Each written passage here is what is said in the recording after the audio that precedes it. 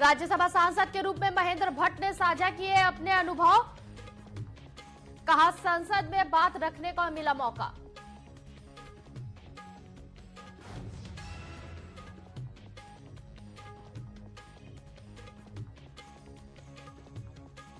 उत्तराखंड के 415 मदरसों में पढ़ाया जाएगा एनसीईआरटी कोर्स। उत्तराखंड मदरसा शिक्षा परिषद के अध्यक्ष ने कहा, धामी सरकार के नेतृत्व में कर रहे बच्चों को मदरसों की मुख्य धारा में जोड़ने का काम।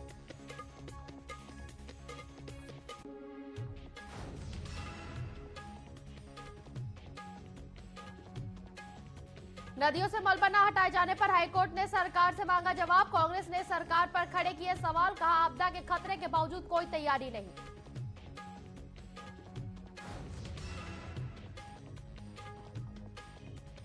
रुद्रप्रयाग में बारिश से केदारनाथ हाईवे पर स्थित सुरंग हुई क्षतिग्रस्त। यात्रियों की आवाजाही पर लगी रोक।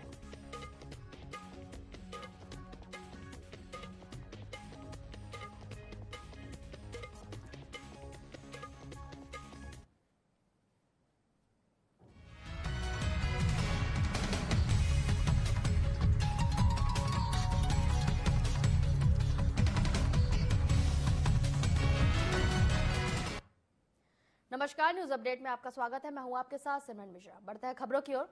तो केंद्रीय सड़क परिवहन राज्य मंत्री अजय टम्टा और पौड़ी लोकसभा सांसद अनिल बलूनी चमोली पहुंचे, जहां दोनों नेताओं का भाजपा कार्यकर्ताओं ने एक गर्मजोशी के साथ स्वागत किया। इस दौरान उन्होंने बद्रीनाथ उपचुनाव में भाजपा प्रत्याशी राजेंद्र भंडारी के लिए प्रचार प्रसार किया और जनता से वोट की अपील की।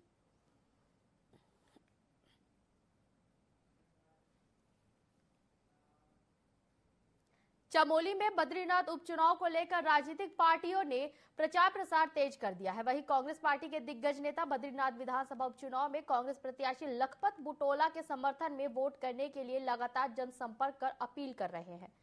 कांग्रेस नेता यशपाल आर्य ने गोपेश्वर पहुंचकर जनसंपर्क किया और कांग्रेस प्रत्याशी के पक्ष में वोट की अपील की। पत्रकारों से बातचीत करते हुए उन्होंने कहा कि आम जनता महंगाई, बेरोजगारी और भ्रष्टाचार से तंग आ चुकी है, इसलिए उन्होंने बदलाव का मन बनाया है।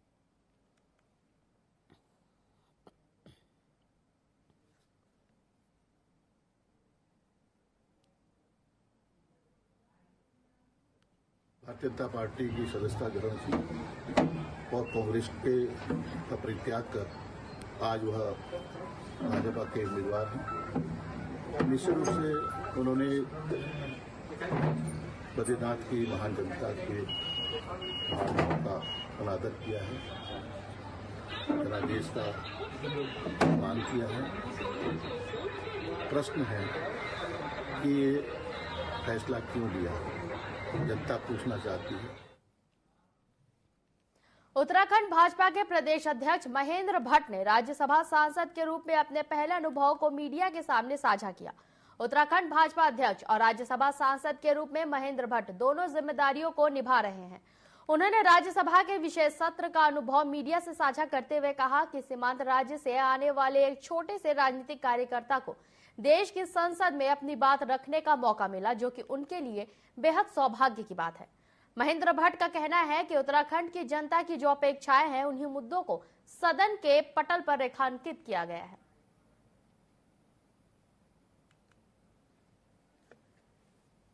देखिए, राज्यसभा में पहली बार जाना अपने आप में अनुभव तो रहता ही है। अनुभव के बारे में समझना ही पड़ता है। जाने का दरवाजा भी देखना पड़ता है, आने का दरवाजा भी देखना पड़ता है। लेकिन मैं कह सकता हूं कि जितने पुराने हमारे उस सदन के सदस्य थे, उन सबसे बहुत ज़्यादा प्रेरणा मिली। उन साथ अनेकों बातें साझा करने का अवसर प्राप्त हुआ और बहुत अच्छे माहौल में अंदर हमारे राज्यसभा का जो अभिभाषण का सत्र था वो वहाँ पर। उत्तराखंड के मदरसों में अब एनसीईआरटी सिलेबस की किताबें पढ़ाई जा रही है। वहीं उत्तराखंड मदरसा शिक्षा परिषद के अध्यक्ष ने कहा कि मुख्यमंत्री पुष्कर सिंह धामी की सरकार के नेतृत्व में हम बच्चों को मदरसों की मुख्य धारा में जोड़ने का काम कर रहे हैं। उत्तराखंड की 415 रजिस्टर्ड मदरसों में एनसीईआरटी कोर्स को लागू किया गया है। साथ ही उन्होंने कहा कि पर्यावरण की रक्षा, गंगा की रक्षा और गौ रक्षा में हमारे मदरसे के लोग भी शामिल होंगे। ऐसा हमारा मानना है और हमारा संकल्प है।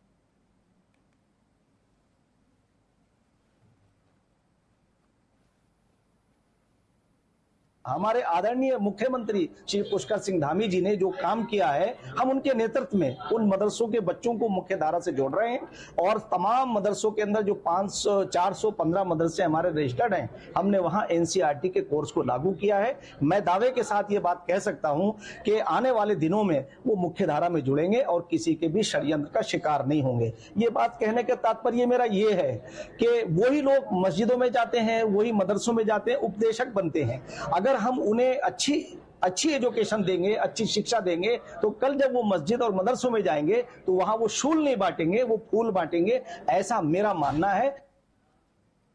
अल्मोड़ा एसएसपी देवेंद्र पींचा ने बरसाती सीजन और भारी बारिश को देखते हुए सभी पुलिस अधिकारियों को अलर्ट रहने के निर्देश दिए हैं। एसएसपी ने फायर स्टेशन के साथ सभी थानों और चौकियों के प्रभारियों को अलर्ट रहने के निर्देश दिए हैं। साथ ही सभी थानों को आपदा संबंधी टूल को तैयार रखने के साथ क्विक रिस्पांस के निर्देश दिए गए हैं।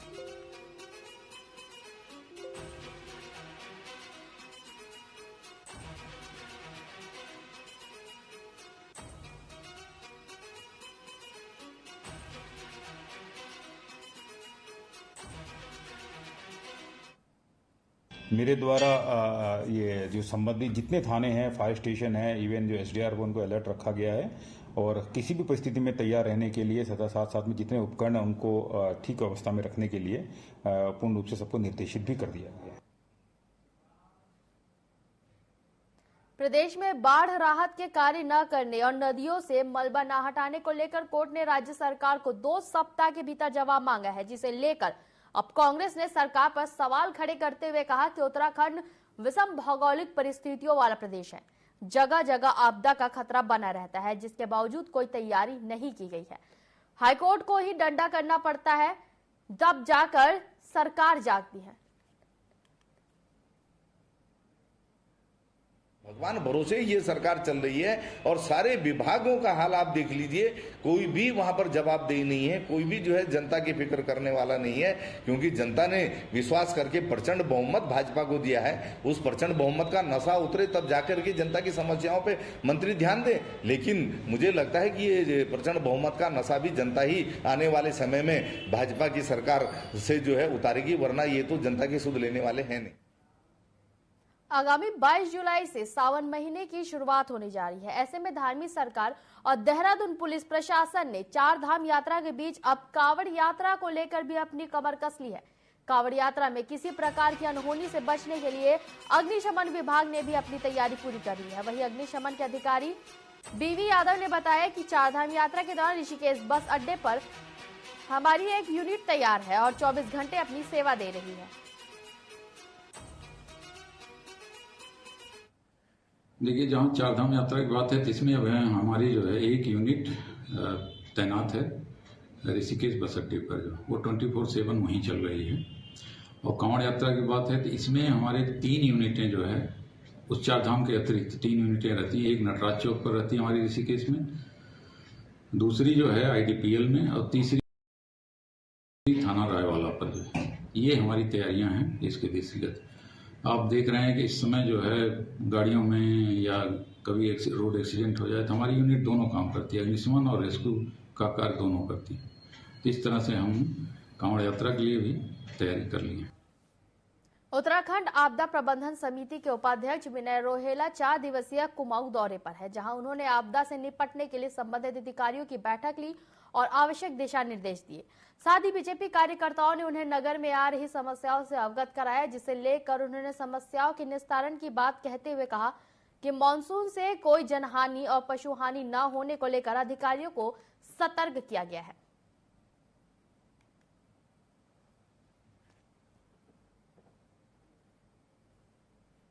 सभी विभागों की एक बैठक रखी है। इस बैठक के अंतर्गत जो मुख्य समस्या है, जैसे ढेला नदी पे जो है प्रॉब्लम थी, उसकी चर्चा हुई है, भल्ला नदी पे हुई है, और जो अपना गैरिया नाला है उसकी बातें पे चर्चा हुई है। इसी प्रकार नदी नालों पे जहाँ पे भराव हो रहा है उनको खोलने के लिए बहुत जगह ऐसा है कि जैसे पुल के नीचे गड्ढा हो गया, उस गड्ढे का भराव के कारण बहुत लोगों को नुकसान हो रहा है, कुछ सड़कें चौक हैं, उन सभी चीजों में सुझाव आए हैं और सभी अधिकारी उन सुझावों के अनुरूप अपनी राय मशवरा करके और विषय को निस्तारण कर रहे हैं।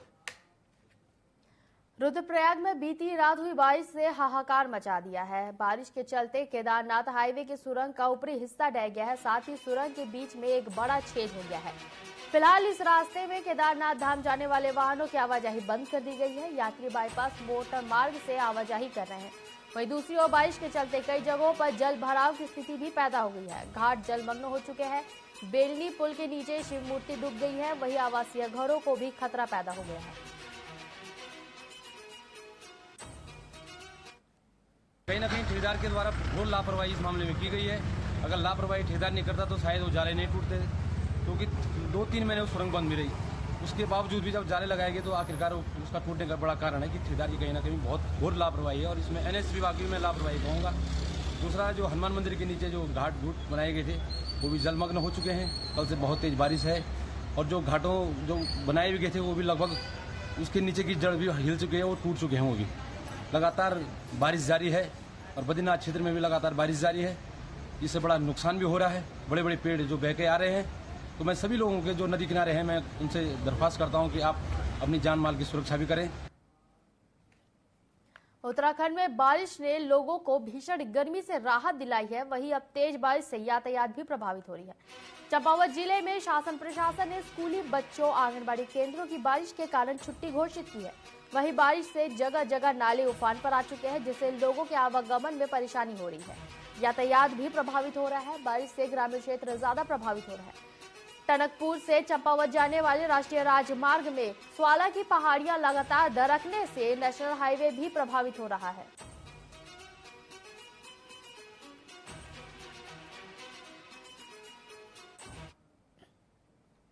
उत्तराखंड में शिक्षा महानिदेशक बंशीधर तिवारी ने RTE के तहत एडमिशन न देने वाले स्कूलों को सख्त और कड़ा संदेश दिया है। शिक्षा महानिदेशक ने देहरादून के एक नामी स्कूल की 8वीं तक की मान्यता को रद्द करने के आदेश जारी किए हैं। उनके आदेश के बाद स्कूल प्रबंधन और बैकफुट पर आ गया है। शिक्षा महानिदेशक बंशीधर तिवारी ने बताया कि सभी स्कूलों को RTE के तहत नियमानुसार एडमिशन देने होंगे, और जो स्कूल ऐसा नहीं करेगा उसके खिलाफ सख्त कार्रवाई की जाएगी।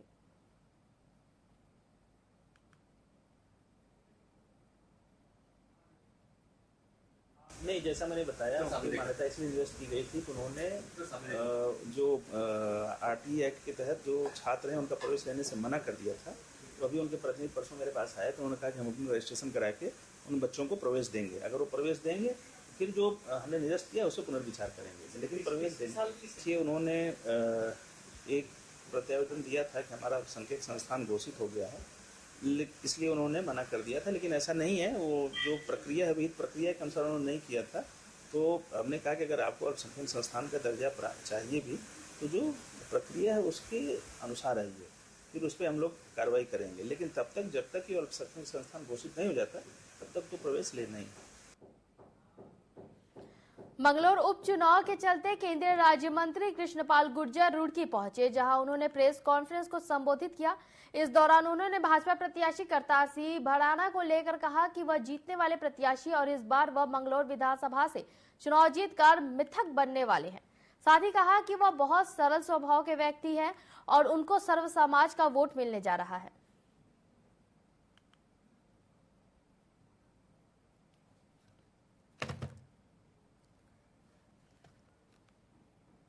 यहाँ के लोगों को विकास चाहिए, उस विकास के लिए यहाँ के लोग भारतीय जनता पार्टी के उम्मीदवार करतार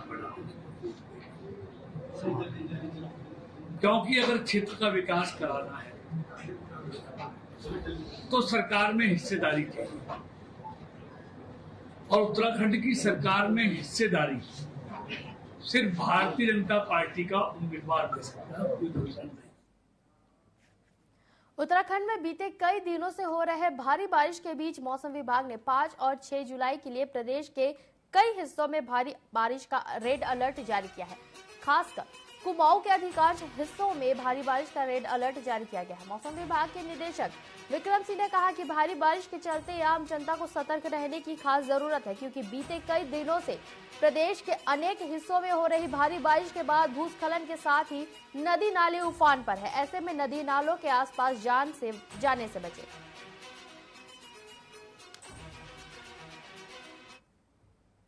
दो दिन मैं कहूँगा और भी जो है जो कुमाऊं के डिस्ट्रिक्ट उनको रेड में हमने रखा है, वार्निंग में, और जो गढ़वाल के डिस्ट्रिक्ट में अभी बोले आपको बताए उसमें ऑरेंज अलर्ट हमने रखा हुआ है। तो 5 और 6 में ये चीज़ें रखी गई है। तो यही हमारा वो है कि जो आवागमन कर रहे हैं लोग जो है वो देखेंगे कि जो है बहुत सावधानी से मूवमेंट करना है और ज़रूरी नहीं हो तो अवॉइड करना चाहिए। इसी तरह जो नदी नाले उसमें पानी का स्तर बढ़ेगा और उसकी वजह से कहीं ना कहीं जो आसपास लोग रहते हैं उनको काफ़ी सतर्क रहने की ज़रूरत है या उनको सेफ जगह में रहना चाहिए, चले जाना चाहिए। उत्तराखंड के बद्रीनाथ और मंगलौर विधानसभा सीट पर भाजपा जीत का दावा कर रही है। बीजेपी प्रदेश अध्यक्ष महेंद्र भट्ट ने भी दोनों विधानसभा सीटों पर जीत के लिए तैयारी तेज कर दी है। महेंद्र भट्ट ने कहा कि जनता सिर्फ विकास के नाम पर वोट देती है और भाजपा विकास को हमेशा प्राथमिकता देती है, इसलिए दोनों सीटों पर भाजपा की प्रचंड जीत होगी।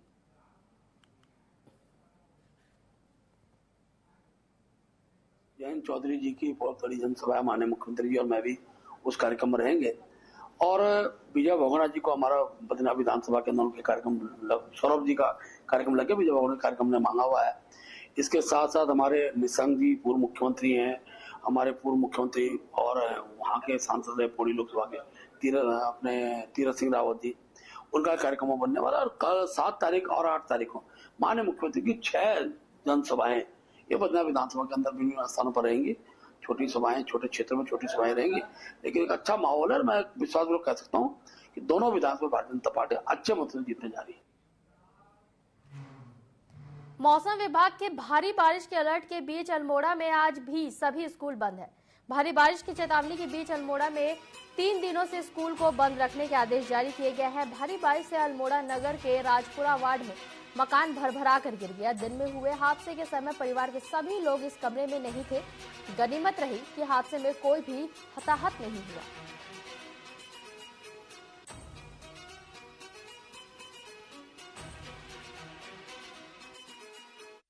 और मैं दोनों ही थे। जैसे ही मैं कमरे में देखने गई पानी छू रहा था, मैं जैसे ही बाहर को निकली उसी टाइम ये छत अंदर को गिर गई। कल की जो बारिश हुई है, उस बारिश के बाद एक मकान यहाँ पर ध्वस्त हो गया है। उसकी जो दोनों तरफ की दीवारें हैं, छत गिर गई है, दोनों तरफ की दीवारें इस स्थिति में है कि पत्थर है, पत्थर के नीचे केवल मिट्टी है और वो मकान वो दीवारें कभी भी टूट सकती है। पूरे उत्तराखंड में हो रही भारी बारिश ने आम जनजीवन को प्रभावित कर दिया है, तो वही स्मार्ट सिटी के रूप में जाना जाने वाला देहरादून के भी सब स्मार्ट बनने की कलई खुलते नजर आ रही है। कांग्रेस वरिष्ठ नेता उपाध्यक्ष सूर्यकांत धस्माना ने कहा कि झमाझम मूसलाधार वर्षा ने सिस्टम के दावों की भी फिर पोल खोल दी। वर्षा के दौरान शहर की हालत और बदतर हो गया है। आगे उन्होंने कहा कि स्मार्ट सिटी के अंतर्गत आने वाले एक भी ऐसे सड़क नहीं बचे हैं जिसमें स्मार्ट सिटी के नाम पर खुदाई ना की गई हो।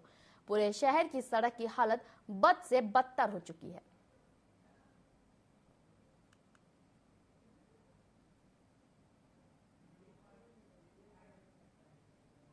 स्मार्ट सिटी में जो सैकड़ों करोड़ रुपए का घोटाला हुआ है उसकी सीबीआई जांच होनी चाहिए। सीबीआई जांच के बिना काम नहीं चलेगा। कहां गया पैसा? जब सड़कों में जल भराव हो रहा है, पानी सड़कों में बह रहा है, नालियां चौक पड़ी हुई है, आपने ड्रेनेज प्लान शहर के अंदर इंप्लीमेंट किया ही नहीं, तो कहां आपका स्मार्ट सिटी के नाम का पैसा गया? ये बहुत बड़ा घोटाला है, इसकी जांच होनी चाहिए। और शहर का तो जो हाल है वो शहर के लोग देख। रुड़की के मंगलौर में उपचुनाव को लेकर पुलिस ने उत्तर प्रदेश की सीमा से सटे हुए बॉर्डर पर चेकिंग अभियान चलाया हुआ है। चेकिंग के दौरान अभी तक कारों और अन्य वाहनों से 12 लाख से अधिक नकदी पकड़ी जा चुकी है। वहीं पुलिस ने नशा तस्करों के विरुद्ध भी अभियान चलाया हुआ है। पुलिस की नशा तस्करों पर भी विशेष नजर है।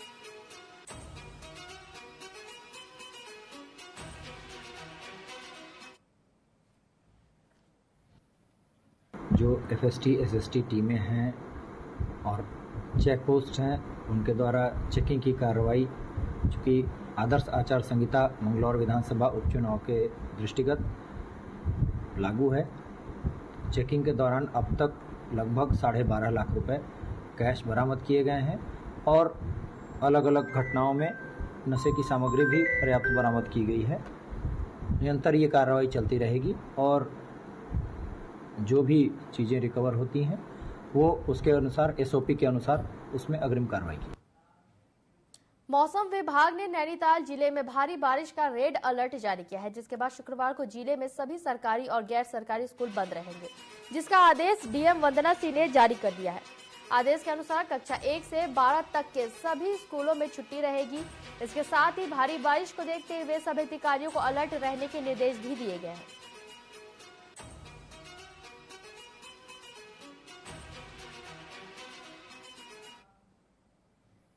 हल्द्वानी में हुए कई घंटों की बारिश से सड़कों का हाल बेहाल हो गया है। पिछले 24 घंटे में हल्द्वानी में 150 mm से ज्यादा बारिश हुई है। वहीं सिंचाई विभाग की लापरवाही से सड़क धंस गई। हल्द्वानी तिकोनिया चौराहे के पास वर्कशॉप लाइन में करीब 50 मीटर सड़क धंस गई है और गड्ढा हो गया है। इससे यातायात पूरी तरह से ठप हो गया है। जिस जगह पर सड़क धंसी है उसके नीचे सिंचाई विभाग की नहर है। फिलहाल सड़क निर्माण का काम शुरू करा दिया गया है। बारिश की वजह से 12 गांवों के सड़कें बंद है, जिन्हें खोलने का प्रयास किया जा रहा है। एक दो जगह पर सड़क धंसने की समस्या भी उत्पन्न हुई है। उसमें भी संबंधित विभागों को हम लोगों ने कल ही एक्टिवेट करके वहां काम शुरू करवा दिए थे। उसमें काफी तेजी से काम जारी है और उसको इस हफ्ते के अंदर अंदर हम लोग रिस्टोर कर देंगे। एक रेलवे स्टेशन के पास भी इशू सामने आया था। वहां जल संस्थान का सीवर लाइन का जो चेंबर है उसकी वॉल क्षतिग्रस्त होने की वजह से ऊपर की सड़क गिरी हुई है, तो उसमें जल संस्थान ने भी अपना काम आरंभ कर दिया है। एक दो जगह पर